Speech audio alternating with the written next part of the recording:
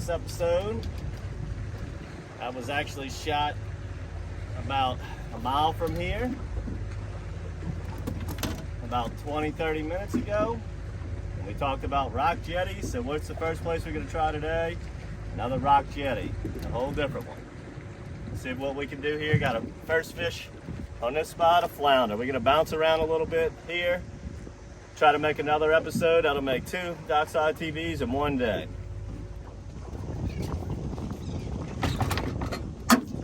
Let me pull that one flounder off of here. Let's go bounce around, see if we can make another episode.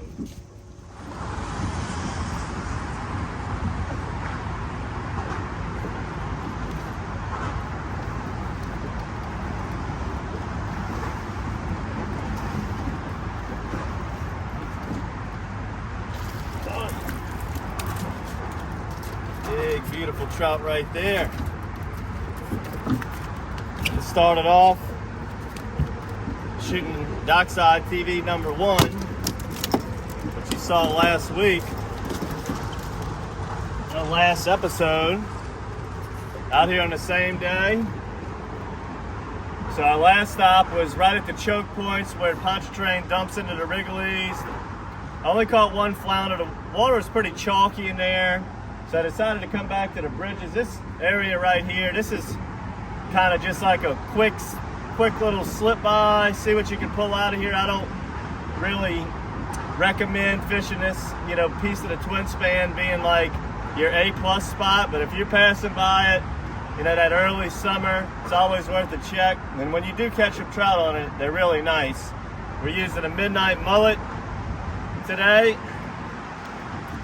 on a golden eye screw lock. In this episode of DockSide TV, already got one nice flounder, one nice trout.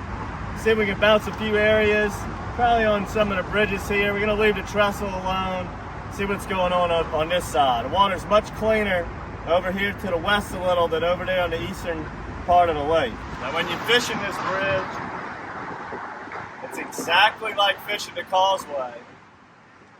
So for you anglers around Mandeville and stuff, come that May, June time, April, May, June on calm days, I highly recommend fishing the causeway. You fish it just like this.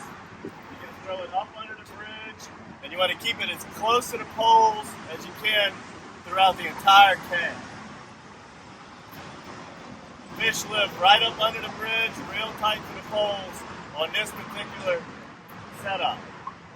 Each bridge is different on how you fish it. But this bridge, this little piece that they left us on the twin span is identical to the way the fish pattern themselves on the causeway.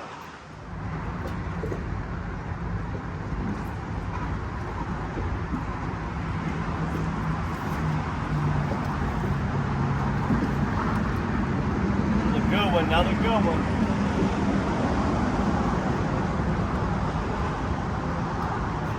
Oh, little puppy drum.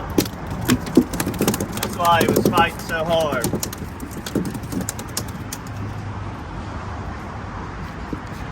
Little puppy drum. I haven't really been catching many of those this year. That's why I figured that was probably a trout, but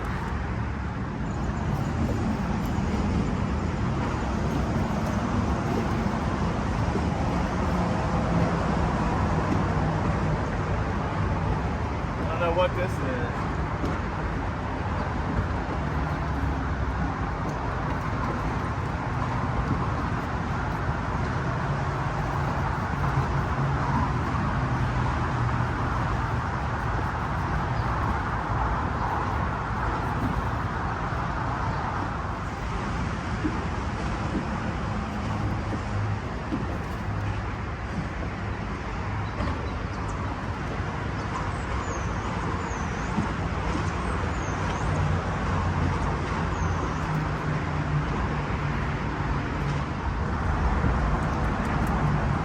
That was 3 different bites on that one set of pilings, and that's pretty common when you're fishing a trestle. When you're fishing a twin span. Well, like I said, the causeway, you might go 20 poles without a bite and get multiple bites on one set of pilings. Big, healthy redfish right here. Beautiful. That's a solid 8.5 pounder. He's right in that slot. Good fish right there. Again, on the midnight mullet. Last episode we were showing the croaker X shad. I think the one before that, finger mullet X shad. Now the midnight mullet.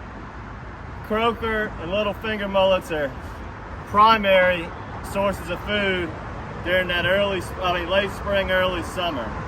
Nice red right here.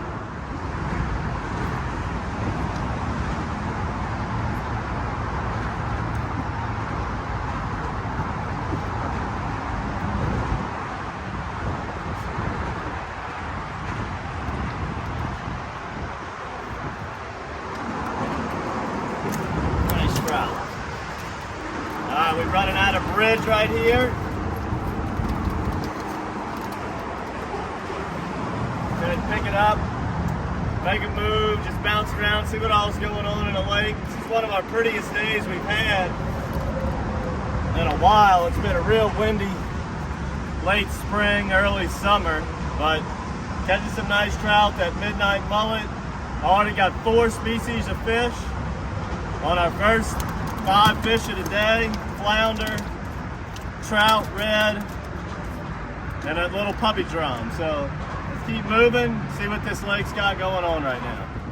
All right, well today we're staying close to home, and we're putting a nice box of fish together as this is our second DockSide TV episode of the day. But talked to Captain Chris. Let's check out what he's doing. He took a little bit of a ride today, and from what it sounds like, he's having a really successful day. Let's cut into him and just see how successful of a day he's having and what he's up to. Hey, this is Captain Chris with DockSide TV and Matrix Shad. All right, so right now we're transitioning out of Lake Pontchartrain into Lake Bourne. You can see I'm kind of fishing open water right now. We're fishing reefs and rigs right now. Right now we're sitting on a reef kind of east of Half Moon. We've been using, obviously, Wrigley's live shrimp, but once we get them worked up and going, we've been catching trout like this. We've been using Carolina rig, Matrix Shad, with a 1 ounce sinker, bank sinker, and you'd fish it just like you would Carolina rig a live shrimp, all right? And also what we've been doing when the tide slows down, we also just been throwing 3/8 ounce Matrix Shad and just dribbling it across this reef out here. So you don't necessarily need shrimp to get this done. Once you get them worked up, you can definitely go with the Matrix Shad. But once you decide to make that transition, you got to start making that transition out of Lake Pontchartrain because now it's starting to warm up. These fish are starting to spawn, so they want saltier water, right? So get you a bunch of Matrix Shads, take and Carolina rig them, bank sinker, swivel, and just work it like you would work a shrimp over that reef, and it'll be deadly for big speckled trout. Till next time, Captain Chris, I'm out. All right, whenever you're fishing Highway 11, very similar to the old twin span, very similar to the causeway. I like to get the boat relatively close to the bridge and throw it up underneath it. And I want to keep that lure as close to the bridge pilings as I can for as long as I can. Now I will work it out past the poles a little because every once in a while the fish will be off the bridge, but for the most part they like to get up underneath the bridge in the shade, and they'll get in between the actual bridge pilings, and you want to be able to sweep that lure right through the zone. So you got 3 gaps, and I guess you could call the last piling behind it another gap. So technically you got about 4 gaps, and then fish will legitimately get behind each piling, and I'll just sit there in the current break. So I like to get a good cast close, and then I just want to walk that bait nice and slow right down each gap in the pilings and try to entice one to come out from those pilings and hit this lure. I want to keep it real close on this bridge. And this is the bridge that you always got a chance at a really big one.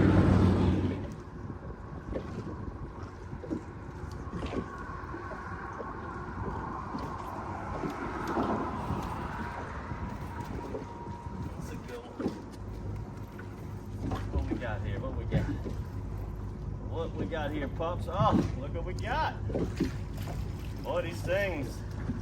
This is our third or fourth one of the day.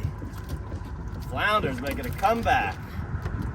Making a comeback in Pontchartrain. Should be a really exceptional September and October when we get to that time. That's when you can have days of catching 20, 30 of these in a day. One of my favorite eating fish.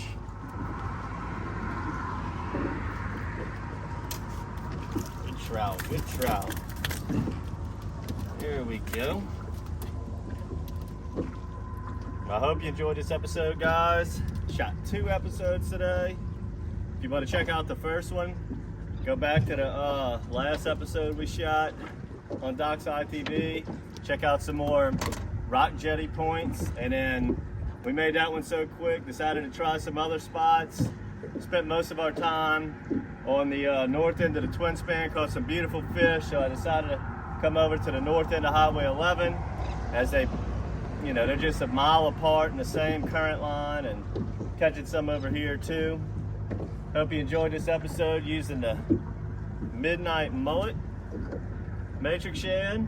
Make sure to subscribe to our YouTube channel and our Matrix bait box. Get your hands on some of these with our subscription box, along with some golden eye, screw lock jig heads. And until next time, guys, good fishing.